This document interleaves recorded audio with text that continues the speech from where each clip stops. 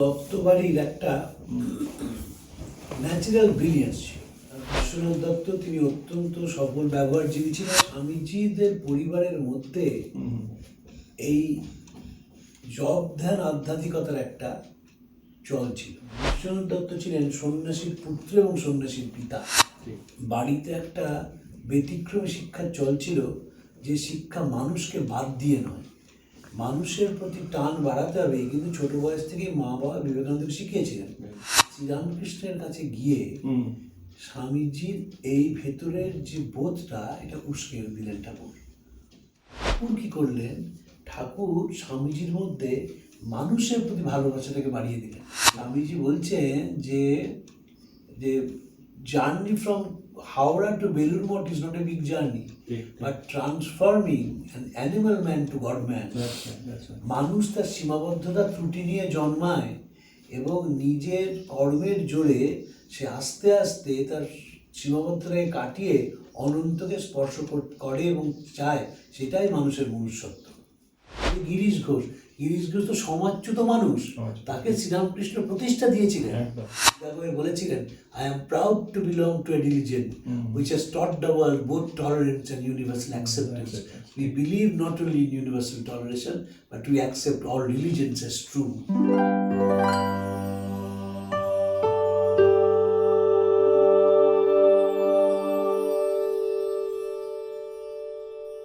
নমস্কার। স্মরণে মননে চিন্তায় ও চেতনায় স্বামী বিবেকানন্দ পডকাস্টে আপনাদের সকলকে সাদর অভ্যর্থনা ও আমন্ত্রণ জানিয়ে আজকে আমাদের অনুষ্ঠান শুরু করছি। আজকে আমার সঙ্গে বাক্যালাপে রয়েছেন শ্রী তরুণ গোস্বামী, যার পরিচয় নতুন করে দেওয়ার আমার কিছু নেই। তরুণ বাবু, স্বাগত আমাদের এই পডকাস্টে। আমাদের পডকাস্ট যেরকম আগে বলেছিলাম, আস্তে আস্তে কিন্তু জমে উঠছে এবং আমাদের স্বামীজি সম্বন্ধে ঔৎসুক্য বলুন, কৌতূহল বলুন, তার কোনো সীমাহীন হচ্ছে। তা আজকে আমার নিজের কৌতূহল থেকে আপনাকে একটা প্রশ্ন করছি, যে নরেন দত্ত থেকে স্বামী বিবেকানন্দ, এই ট্রান্সফরমেশনটা, এই নিয়ে আপনি যদি কিছু বলেন। দেখুন, প্রশ্ন হচ্ছে যে নরেন দত্তর ফ্যামিলিগত আপনার কাছেই শোনা, তার ঠাকুর দাদা কোনো কারণে সন্ন্যাসী হয়ে গেছে এবং খুব বেশ বেদনাদায়ক পরিস্থিতির মধ্যে। তার জন্যে তার ঠাকুমা বলুন বা তার ফ্যামিলিকেও যথেষ্ট সাফার করতে হয়েছে শুনেছি। আর আমার সেই জন্য প্রশ্ন হচ্ছে যে এটা কি বংশগত কোনো একটা এর থেকেই স্বামীজির হয়েছে, নাকি তার নিজের চেতনালব্ধ উপলব্ধি থেকেই, নাকি ঠাকুরের সঙ্গে পরিচয় হওয়া? এর মধ্যে কোনটাকে আপনি প্রাধান্য দেবেন, সেই নিয়ে আপনি যদি একটু কিছু বলেন। দেখুন, দত্তবাড়ির একটা ন্যাচারাল ব্রিলিয়েন্স ছিল। Natural brilliance. বিশ্বনাথ দত্ত তিনি অত্যন্ত সফল ব্যবহারজীবী ছিলেন। হাইকোর্টে যেখানে ব্যারিস্টাররা বসে, তিনি তার নাম এশিয়া মাইনর দিয়েছিলেন। তার ব্যক্তিগত বন্ধু ছিলেন ডব্লিউ.সি. ব্যানার্জি, যিনি কংগ্রেসের পরে প্রেসিডেন্ট হন। ব্যক্তিগত বন্ধু ছিলেন নিমাই চরণ বোস, তিনি অত বড় অ্যাটর্নি ছিলেন। এবং নিমাই চরণ বোসের যে অ্যাটর্নি ফার্ম, সেখানে দুজন ট্রেনি অ্যাটর্নি ছিলেন যারা পড়ছেন, অ্যাটর্নিশিপ পড়ছেন, ভূপেন্দ্রনাথ বোস এবং নরেন্দ্রনাথ দত্ত। খুবই বন্ধু ছিলেন তারা দুজন। তার বাবার পরিচয় বলছেন, তার বাবার পরিচয়। স্বামীজিদের পরিবারের মধ্যে এই জপ ধ্যান আধ্যাত্মিকতার একটা চল ছিল। আচ্ছা। দুর্গাচরণ সন্ন্যাসী হয়ে গিয়েছিলেন ঠাকুর দাদা। বিশ্বনাথ দত্ত ছিলেন সন্ন্যাসীর পুত্র এবং সন্ন্যাসীর পিতা। স্বামীজির ছোট ভাই ভূপেন্দ্রনাথ, তিনি জপ ধ্যান করেছেন, এটি জানা যায় না। মহেন্দ্রনাথ করেছেন, ব্যাপকভাবে যোগদান করেছেন। ব্যাপকভাবে যোগদান করেছেন। মহেন্দ্রনাথ হিমালয়তে যোগদান করেছেন, কঙ্খলে যোগদান করেছেন এবং যেখানে যেখানে গেছেন সেখানে যোগদান করেছেন। ভুবনেশ্বরী দেবী নিজে তো করতেনই, এবং তিনি খুব ভালো কীর্তন করতে পারতেন। গানের গলাটা অনেকে বলে স্বামীজির মার কাছ থেকেই পেয়েছিলেন। বাবা মার্গ সঙ্গীতের রসিক ছিলেন, কিন্তু বিশ্বনাথ দত্ত নিজেও গান গেয়েছেন, পাকওয়াজ বাজাতে খুব ভালো পারতেন। বাড়িতে একটা ব্যতিক্রমী শিক্ষার চল ছিল, যে শিক্ষা মানুষকে বাদ দিয়ে নয়, মানুষের প্রতি টান বাড়াতে হবে। কিন্তু ছোট বয়স থেকেই মা বাবা বিবেকানন্দকে শিখিয়েছিলেন। যেখানে দেখবেন ছোটবেলায় সব জিনিস দান করে দিয়ে আনন্দ পাচ্ছেন, সেটা ছিল কিন্তু। এবং মানুষের বিপদে পাশে দাঁড়ানো, মানুষের বিপদে তাদের সহায়তা করে, এটা ছিল স্বামীজির মধ্যে। সেইখানে শ্রীরামকৃষ্ণের কাছে গিয়ে স্বামীজির এই ভেতরের যে বোধটা এটা উস্কে দিলেন ঠাকুর। এবং যে মানুষ কাঁদছে, মানুষের কথা শোনার কেউ নেই, মানুষ আস্তে আস্তে নিজের প্রতি বিশ্বাস হারিয়ে একটা জঞ্জালে পরিণত হচ্ছে, সমাজ তাকে দেখছে না, সে সমাজ চ্যুত। ঠাকুর এদের ভালোবাসা দিয়ে ভরিয়ে দিলেন। দুটো পরপর চিঠির কথা উল্লেখ করি। স্বামীজি তখন বিদেশে, ঠাকুরের জন্মতিথির সময় চিঠি গেল, তারপরে যে অনেক বারবণিতা জন্মতিথিতে এসেছেন, তাদের আসে ঠিক না ঠিক নয়, কলকাতা থেকে চিঠি গেল। স্বামীজি স্বামীজি চিঠিতে লিখলেন যে ঠাকুর ওদের জন্য এসেছিলেন, ওরা আসবেই, তাতে ভদ্রলোকের না আসে তাহলে কোনো ক্ষতি নেই। আর ওটা লিখেছে কোন সময়? 1894 সালে। কিন্তু এই এক চিঠি গেল শারদামার কাছে, এরা আসছে, এরা কি করা হবে। শারদামা লিখলেন যে ঠাকুর ওদের জন্য এসেছিলেন, ওরা আসবে। এই যে সাধারণ মানুষ বারবণিতাদের থেকেও শ্রদ্ধা করে, কোনো সোসাইটি করেনি, ব্যবহার করেছে। তাদের শ্রদ্ধা করা এবং ঠাকুরের তিথি পুজোয় তারা আসছেন, সেখানে মাও তাদের সাপোর্ট দিচ্ছেন, এটা কিন্তু ইউনিক। এবং ঠাকুর কি করলেন, ঠাকুর স্বামীজির মধ্যে মানুষের প্রতি ভালোবাসাটাকে বাড়িয়ে দিলেন, যে কারণে স্বামীজি দুটো অদ্ভুত সংজ্ঞা দিয়েছেন। বলছেন, আমি তাকেই মহাত্মা বলি যার হৃদয় পরের যন্ত্রণায় রক্তাক্ত হয়। Him I call a mahatman whose heart beats for the poor, otherwise is a duratman. এবং সন্ন্যাসীর সংজ্ঞা দিলেন অদ্ভুতভাবে, বহুজন হিতায় বহুজন সুখায় সন্ন্যাসীর জন্ম, জীবের গগনবেদী হাহাকার থামাতে, বিধবার অশ্রুজল মুছাতে, পুত্রহীনার প্রাণে শান্তি দিতে, অজ্ঞ জনসাধারণকে জীবন সংগ্রামে উপযোগী করতে এবং সকলের ঐহিক এবং পারমার্থিক মঙ্গল বিধান করতে সন্ন্যাসীর জন্ম হয়েছে। সন্ন্যাসীর গেরুয়া পোশাকে যুদ্ধের অঙ্গসজ্জা, এইভাবে সন্ন্যাসীর সংজ্ঞা কেউ দেন। কিন্তু এইগুলো উনি বলেছেন সন্ন্যাসী হওয়ার পর, তাই তো? সন্ন্যাসী হওয়ার পর। কিন্তু ঠাকুর তো যে ভালোবাসাটা উস্কে দিয়েছিলেন। স্বামীজি এমা কালবেকে বলছেন, আগে যেদিকে থিয়েটার হল তার উল্টো দিক দিয়ে হাঁটতাম, এখন বারবণিতাদের সঙ্গে অনায়াসে একগৃহে বাস করতে পারি। এটাই তো নরেন্দ্রনাথ থেকে বিবেকানন্দ হয়ে ওঠা। স্বামীজি বলছেন যে journey from Howrah to Belur Mott is not a big journey, but transforming an animal man to God man. মানুষ তার সীমাবদ্ধতা ত্রুটি নিয়ে জন্মায় এবং নিজের কর্মের জোরে সে আস্তে আস্তে তার সীমাবদ্ধতাকে কাটিয়ে অনন্তকে স্পর্শ করে এবং চায়, সেটাই মানুষের মনুষ্যত্ব। তার মানে আমি যেটুকুনি বুঝছি আপনার কথায়, যে ওনার ভেতরে সুপ্ত আধ্যাত্মিকতা বলুন, সেটা অলরেডি ছিল, বিশেষ করে তার মা এবং তার বাবা এবং ঠাকুর দাদা বটেই। আর সেটা আপনি বলছেন উস্কে দিয়েছেন ঠাকুর শ্রী রামকৃষ্ণ, এবং যার ফলে উনি সমাজের হিতে ঠাকুর একটা হিরে পেয়েছিলেন, একটা হিরে পেয়েছেন, যে হিরেটা কাঠ ছিল না। ঠাকুর একেবারে জহুরির মতো কাঠটা দেন এবং সে আনকাট ডায়মন্ডটাকে তিনি এমনভাবে কাট করেন, পালিশ করেন, যে ডায়মন্ডটি সারা পৃথিবীতে একটা সমাদৃত হয়। রোমানোরা বলেছিলেন, among its flotsam and jetsam, he was nothing but a nameless সন্ন্যাসী with a saffron robe among 1,000 others, but the fires of genius burned in his eyes. He was a prince despite all disguise.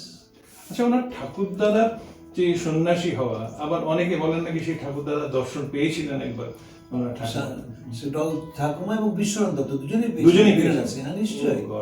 বেনারসে Durgacharan তার স্ত্রী এবং শিশুপুত্রকে দেখেন, তারা ধরে তাকে কলকাতার বাড়িতে নিয়ে আসেন। তিনি এই বাড়িতে কিছুদিন ছিলেন, তাকে ঘর বন্ধ করে রাখা হয়, তিনি আবার সেখান থেকে চলে যান। এইটা কিন্তু খুব একটা বেশি প্রচার হয়েছে বলে আমার মনে হয় না। আমরা তো স্বামীজির পরিচয়, পিতৃ পরিচয়, পরিবার নিয়ে বেশি পড়াশোনা করি না। এবং সেই ভাবটা স্বামীজির মধ্যে ছিল নাকি? ছিল। স্বামীজির মধ্যে একটা নন অ্যাটাচ, ধরুন না একটা ছোট ছেলে যখন লোকে খেলছে, উনি তো খেলতে ভালোবাসতেন, ভীষণ খেলছেন কিন্তু ধ্যান ধ্যান খেলা খেলছে, ঠিক। ধ্যান করতে ভালোবাসছে, পাশে সাপ চলে যাচ্ছে তবু তার কোনো হুঁশ নেই। Power of concentration. এবং ছোট বয়সে ধ্যান করছেন, ঘরের মধ্যে দেখেছিলেন একটি মূর্তি, স্বামীজির মনেই হয়েছিল এটা পরে যে বুদ্ধ মূর্তি, বুদ্ধদেব এসেছিলেন, সে বুদ্ধ মূর্তি দেখেছিলেন, কিন্তু ভয় দরজা খুলে দেয়, ভেতরে দাঁড়িয়ে রয়েছেন ঘরের মধ্যে একজন সন্ন্যাসী, গেরুয়া পোশাক পরা, গোর দরজা খুলে দেয়। এটা ছিল স্বামীজির মধ্যে ছোট বয়স থেকে। আর এই যে বললেন স্বামীজির ভাইদের মধ্যে মহেন্দ্রনাথ দত্ত যথেষ্ট অদ্ভুত ভাবে ছিল। মহেন্দ্রনাথ বহু লোককে দীক্ষাও দিয়েছেন মহেন্দ্রনাথ, এবং তিনি জপ ধ্যান করতেন, তিনি হিমালয়ে সাধনা করেছেন, সবই করেছেন। মহেন্দ্রনাথ সম্বন্ধে বোধহয় অত বেশি আলোচনা আমরা যতটা করা উচিত অ্যাকচুয়ালি। আপনার কাছে যা শুনেছি, ভূপেন্দ্রনাথ নিয়ে কি আলোচনা হয়? কিছু না। দুর্ভাগ্য আমাদের, মহেন্দ্রনাথ জিনিয়াস ছিলেন, তার কলকাতার যে ইতিহাস বই পড়বার মতন। মহেন্দ্রনাথ, হ্যাঁ, এবং ভূপেন্দ্রনাথের যে বিবেকানন্দের analysis, Vivekananda socialist, Vivekananda patriot prophet বা অন্যান্য যা লেখা লিখেছেন, পড়বার মতন সেখানে। আচ্ছা, মহেন্দ্রনাথের সঙ্গে পরিচয় ছিল এইরকম লোকের সঙ্গে। আমি ভাগ্যবান যে আমরা রিসেন্টলি প্রশান্ত বাবুর মতন একজন পেয়েছি, যিনি মহেন্দ্রনাথকে তার নিজে গুরু বলে ভাবেন।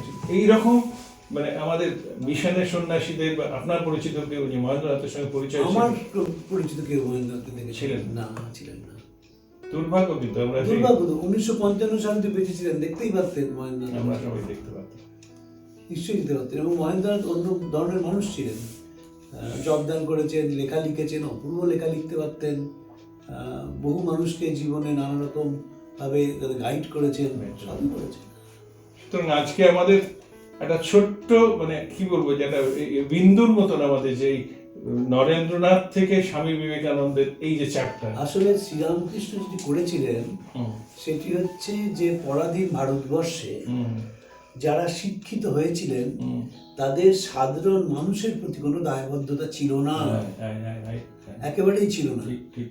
ইংরেজরা যেহেতু বিভাজনে বিশ্বাস করতেন, যারা প্রেসিডেন্সি কলেজে পড়বে তারাই চাকরি বাকরি পাবে, এবং যেহেতু প্রথম এখানে ইংরেজরা এসেছিলেন 1757 সালে পলাশির যুদ্ধ, ইস্ট ইন্ডিয়া কোম্পানি এসেছিল, বাঙালিরা খুব তাড়াতাড়ি ইংরেজি শিখে ফেলেছিল, এবং ইংরেজি শিখে ফেলে একদিকে ঠাকুর সাহেবদের সঙ্গে ব্যবসা বাণিজ্য করে বিপুল অর্থ উপার্জন করলো, আরেকদিকে প্রফেশনাল কোর্স পাস করতে লাগলো।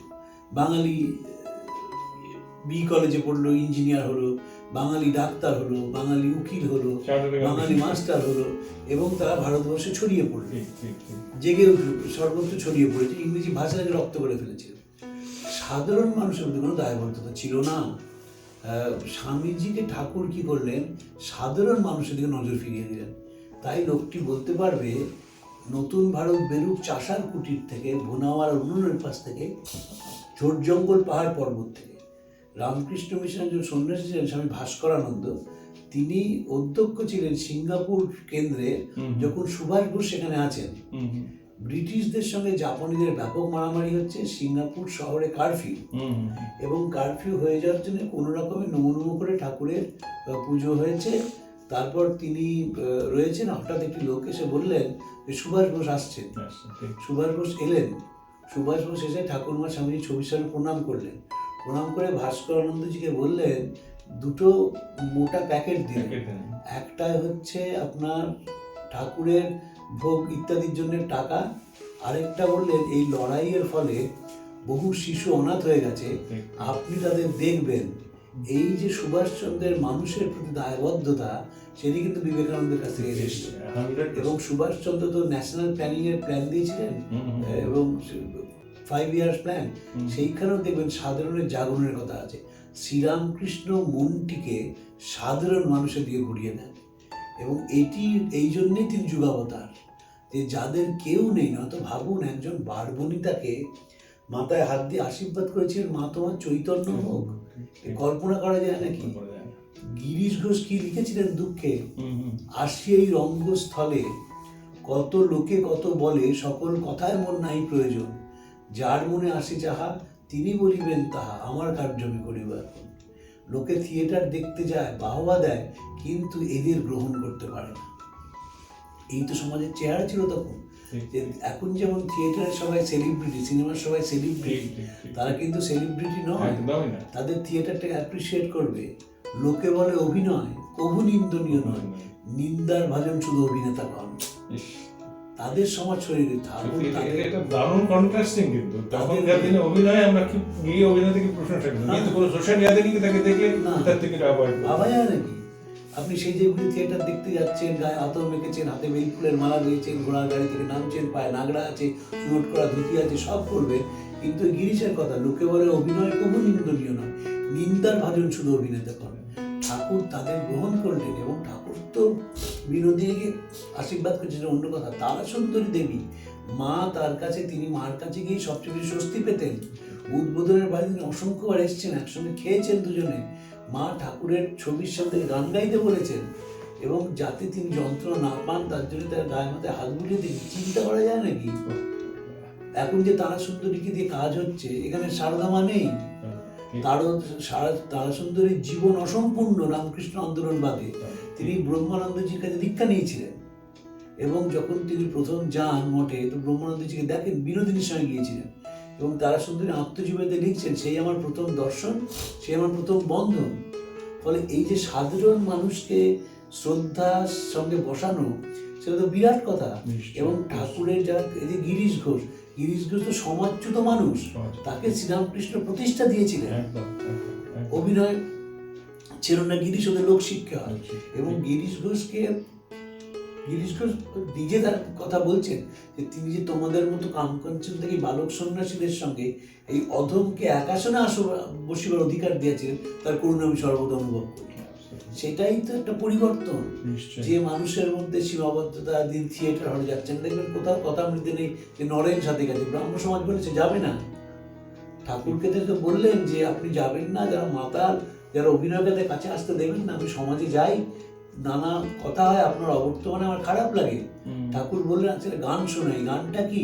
যশ অপযশ সুরস কুরস সকল রসমা তোমারই, এত রসে থেকে রসভঙ্গ কেন রসেশ্বরী। এই বিশ্ব চরাচরের মধ্যে দুটি আছে এবং আমাদের ভারতবর্ষ সবকটিকে গ্রহণ করেছে। সব ভাবকে তারা নিয়েছে, সব ভাবকে সম্মানের সঙ্গে গ্রহণ করেছে। মানুষের সব রকম ব্যবহার তারা নিয়েছে। যদি খাজুরাহো বা কোনারকে যান, সেই মন্দির গাত্রে দেখবেন এবং সেখানে যারা নানা রকম যাদের মানসিক অবস্থা, সবকটিকে সম্মান জানিয়েছে তারা। আমরা অর্ধনারীশ্বর বলেছি, ও দেশে মানে নেই সেটাকে। আমরা বলেছি যে একটি মানুষের হতেই পারে, তাকে সম্মান জানানো হচ্ছে, তাকে শ্রদ্ধা জানানো হচ্ছে। এইভাবে এই যে ভারতীয় বোধ, ভারতীয় চেতনা, এটি শ্রীরামকৃষ্ণ ঢুকিয়ে দিয়েছিলেন স্বামীজির মধ্যে। তাই জন্য দেখবেন শিকাগোয় বলেছিলেন, I am proud to belong to a religion which has taught the world both tolerance and universal acceptance. We believe not only in universal toleration, but we accept all religions as true. অসাধারণ অসাধারণ। আজকে আমরা স্বামীজি, মানে নরেন্দ্রনাথ দত্ত থেকে স্বামীজি আসার যে transformation, তার অল্প একটুখানি একটা ফ্লিকার বলুন, অল্প একটা ছোট্ট বিন্দু এলাম। তাই সেই প্রসঙ্গে নানা রকম আমরা প্রসঙ্গাত্মক রেখে অশেষ ধন্যবাদ তরুণবাবু। আজকে আমাদের এই পডকাস্ট এখানেই শেষ করতে বাধ্য হচ্ছি, কারণ সময়ের প্রতিবন্ধকতা। আশা করি এরকম বহু আলোচনা আপনাদের সামনে উপস্থিত করতে পারবো। ভালো থাকবেন। আজকে আমার সঙ্গে বাক্যালাপে ছিলেন সিদ্ধ। নমস্কার।